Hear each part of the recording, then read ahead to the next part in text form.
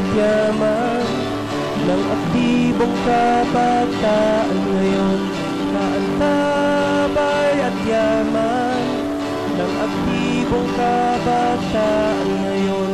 Tara na, sumaya, mag-enjoy sa eskwela, sama-sama nating haharapin exams, project at ang aralin.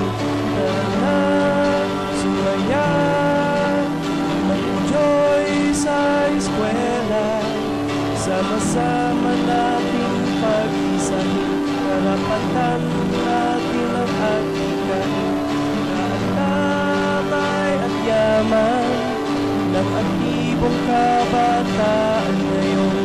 Kaantabay at yaman ng aktibong kabataan